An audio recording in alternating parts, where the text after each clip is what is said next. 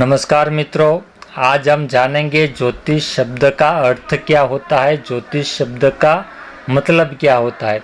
तो सबसे पहले जो ज्योतिष शब्द है उसको हम अलग अलग भागों में उसकी संधि अलग करके देखें तो ज्योति प्लस ईश होता है। ज्योति का मतलब है प्रकाश फैलाना और हमारी आंखों को भी एक नाम ज्योति का दिया गया है। इसका मतलब होता है ईश्वर, मतलब कि ईश्वर की ज्योति। जिस वस्तु, घटना या परिस्थिति को हम अपनी सामान्य आंखों से नहीं देख सकते वो हम ईश्वर की ज्योति से देख सकते हैं। ज्योति वह विज्ञान है जो ज्योति जलाता है, वह वो शास्त्र है जो ईश्वर के करीब हमें ले जाता है। ज्योतिष वेद का एक अंग है।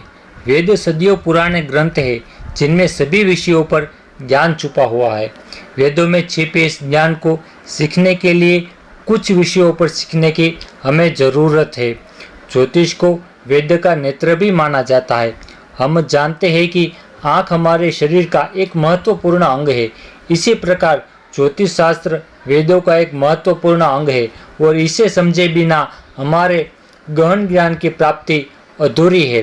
ज्योतिष अपने कर्मों की फिलोसॉफी पर आधारित है। बिना कोई कर्म करे हमें कुछ भी नहीं मिलता है। हम जैसा कर्म करते हैं वैसा ही फल हमें मिलता है, ऐसे हमारे शास्त्रों में भी लिखा गया है और वो सच भी है। पिछले प्रत्येक जन्म में हमारे द्वारा किए गए विचारों और कार्यों का, संचित किए गए कर्मों का हिसाब ही हमारी जन्म कुंडली में होता है।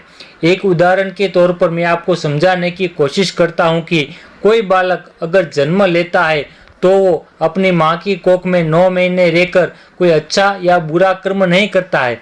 फिर भी कोई अरबपति के घर में जन्म लेता है जो जन्म लेते ही करोड़ों संपत्ति का मालिक बन जाता है।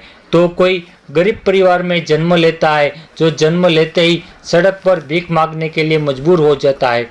तो कोई जन्म से ही अपाहिज होता है, तो कोई अंध होता है और भी कई सारे लोग बहुत सारी परेशानियों में जन्म लेते हैं। ये सभी चीज़ें पिछले जन्म में किए गए कर्मों का ही फल होता है, परंतु हम इस जन्म में अपने कर्मों को सुधार कर अच्छा कर सकते हैं। फिर भले ही हमने गरीब परिवार में जन्म लिया हो तो भी हम करोड़पति बन सकते हैं।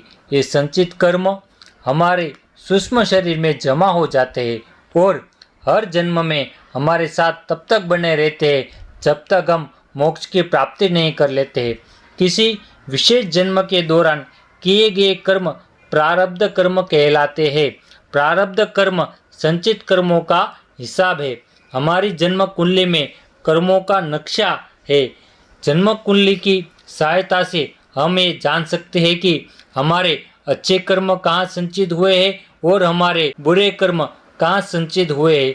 इनमें से कुछ कर्म स्थायी होते हैं जिसे हम बदल नहीं सकते, लेकिन कुछ कर्म हल्के होते हैं जिसे हम अपनी दृढ़ इच्छा शक्ति और ईश्वर के प्रति समर्पण की भावनाओं के साथ बदल सकते हैं।